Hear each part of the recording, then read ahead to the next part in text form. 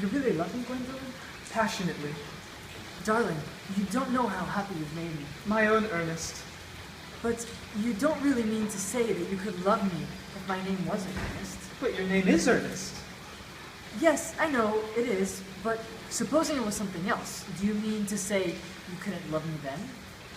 Ah, that is clearly a metaphysical speculation, and like most metaphysical speculations, has very little reference at all to the actual facts of life as we know them. Personally, darling, to speak quite candidly, I don't much care about the name of Ernest. I don't think the name suits me at all. Oh, it suits you perfectly.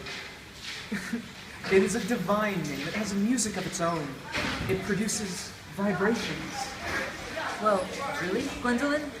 I must say that I think there are lots of other much nicer names. I think Jack, for instance, a charming. Jack? No, there is very little music in the name Jack, if any at all, indeed. It does not thrill. It produces absolutely no vibrations. I have known several Jacks, and they are all, without exception, very plain. Besides, Jack is a notorious domesticity for John, and I pity any woman who is married to a man called John. She would probably never be allowed to know the entrancing pleasure of a single moment's solitude. The only really safe name is Ernest. Gwendolyn, I must get christened at once. I mean, we must get married at once. There is no time to be lost. Married, Mr. Withing? Well, surely, you know that I love you, and you led me to believe, Miss Fairfax, that you were not absolutely indifferent to me. I adore you, but you haven't proposed to me yet. Nothing has been said at all about marriage. The subject has not even been touched on. Well, may I propose to you now? I think it would be an admirable opportunity, and to spare you any possible disappointment, Mr. Worthing, I think it only fair to tell you quite frankly beforehand that I am fully determined to accept you. Gwendolyn, Yes, Mr. Worthing, what have you got to say to me? you know what I have to say. Yes, but you don't say it.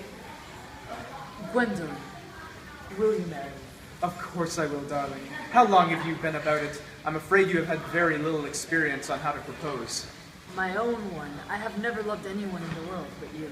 Yes, but men often propose for practice. I know my brother Gerald does. All my girlfriends tell me so. What wonderful blue eyes you have, Ernest. They're blue, quite blue.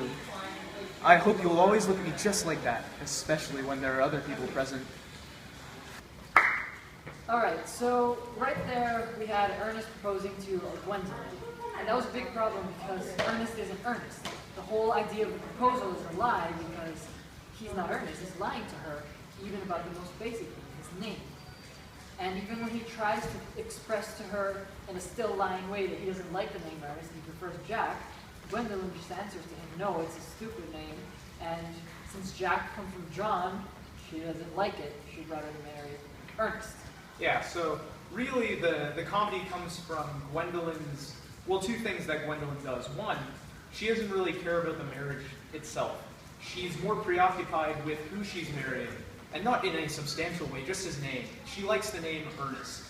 And when Ernest says, what if my name was Jack? She doesn't like that and would not marry him if his name was Jack. So that shows her disregard for how important marriage is. And on top of that, she didn't even really care that she was getting married so much as how he was proposing to her. Like, the biggest thing on her mind wasn't, oh, I'm getting married, this is going to be a binding thing forever.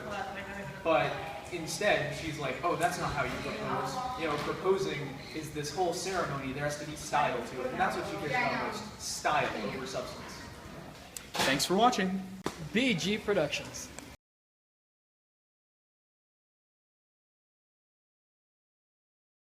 I'm acting Okay, I got like this, a 20-year-old girl. Alright, If I can do this, you can act like a guy. Okay, alright. Judgment. Judgment is real. Alright, okay. You really love me, Gwendolyn?